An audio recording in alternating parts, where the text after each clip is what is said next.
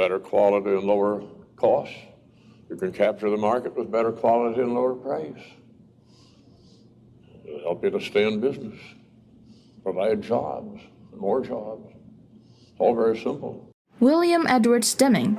Deming is one of the management gurus in the world. Deming was born in Iowa in 1900, grew up modestly in a community of early settlers, where he developed frugal habits and a dislike of waste that eventually influenced his way of thinking. His academic career began at the University of Wyoming, where he graduated in engineering in 1921. He then attended the University of Colorado for a master's degree in mathematics and physics. He received his doctorate in mathematical physics from Yale University in 1928, after completing his studies there. For the following 10 years, Deming focused on teaching and writing in the fields of mathematics, physics, and statistics. William Edwards Deming is one of the most influential industrialists of the 20th century. He is in charge of establishing the quality systems that propelled Japan's industrialization after the Second World War, turning it from a defeated and humiliated backwater in the 20th century's end into a modern leader in technology and innovation. This resulted from Deming's philosophy in prioritizing quality over quantity, which the leaders of Japanese industry adopted and turned into some of the most effective production methods, most notably the Toyota production system. Deming codifies his view on how organization works into his system of profound knowledge. The system of profound knowledge is made up of 4 components through which the world is looked at simultaneously. These components function as lens through which we see, and all 4 are related to each other. The first knowledge is appreciation for a system. 2. Knowledge about variation. The third is theory of knowledge, and last, knowledge of psychology. In more detail, first, appreciation of a system. To know what a business is a system. Action in one part of the system will have effects in the other parts. We often call this unintended consequences. By learning about systems, we can better avoid these unintended consequences and optimize the whole system. 2. Knowledge of variation. One goal of quality is to reduce variation. Managers who do not understand variation frequently increase variation by their actions. Critical to understand, there are 2 types of variation. First, common cause, which is variation from the system, and then special cause, which variation caused from the outside of the system. 3. Theory of knowledge. There is no knowledge without theory. Understand the difference between theory and experience prevents shallow change. Theory requires prediction, not just explanation. While you can never prove that the theory is right, there must exist the possibility of proving it wrong by testing its predictions. 4. Understanding the psychology. To understand the interaction between work, system, and people, leaders must seek to answer questions such as how do people learn, how do people relate to change, and what motivates people. Here we will consider Deming's interest in variation and his approach to systematic problem solving, which led on to his development of the 14 points, which have gained widespread recognition and which are central to the quality movements and his philosophy of transformational management. Deming's 7 deadly diseases of management and his use of promotion of the PDCA cycle, known to many as Deming wheel, are described below. Deming created 14 points which provide a framework to developing knowledge in the workplace and can be used to guide long-term business plans and aims. The points constitute not so much an action plan as a philosophical code for management. They have been extensively interpreted by as many commentators on quality as on other management disciplines. Dr. Deming's 14 points. 1. Create constancy of purpose toward improvement of product and services with the aim of becoming competitive, staying in business, and providing jobs. We can take a look and listen to Dr. Deming's explanation on this first point. Quality of what quality is, what the ultimate aim, and quality goes all the way through an organization. It can be no better than the top, no better than the intent of the top people. 2. Adopt the new philosophy. Western management must awaken to challenge, must learn their responsibilities and take on leadership for change. Dr. Deming 3. Cease dependence on mass inspection. Build quality into the product from the start. 4.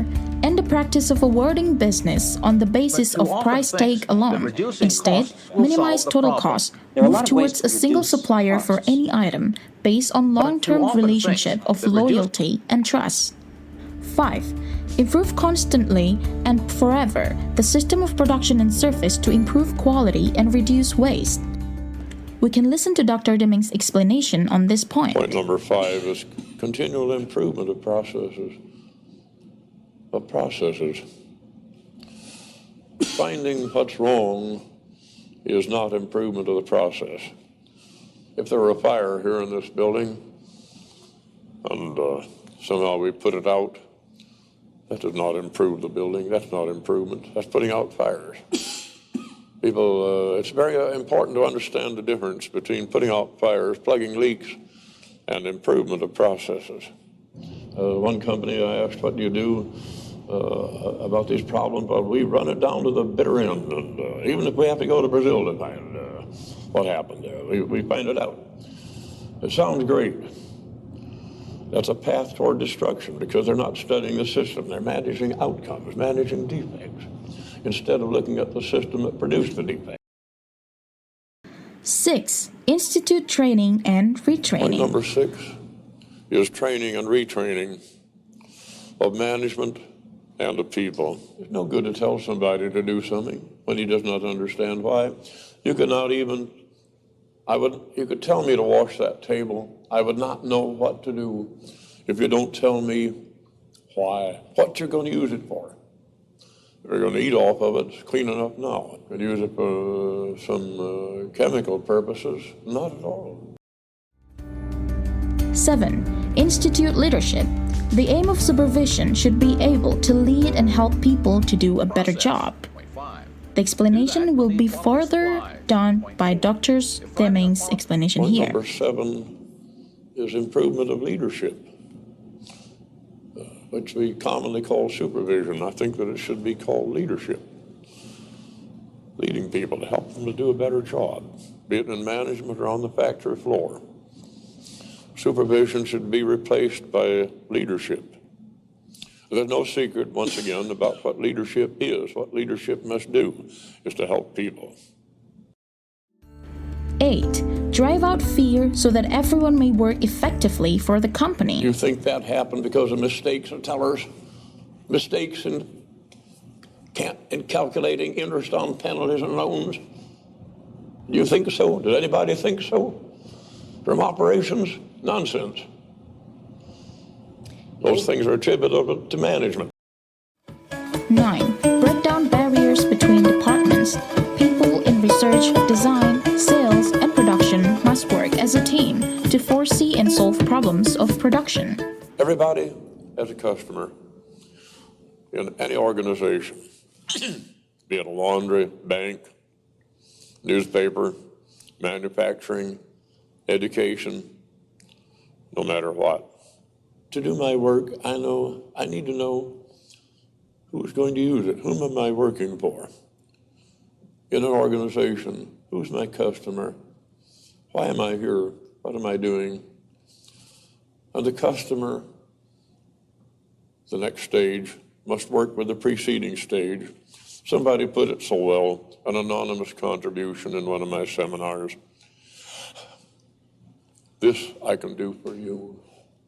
Here's what you could do for me. Isn't that nice? 10. Eliminate slogans. Exhortations and targets for the workforce as they do not necessarily achieve their aims. 11.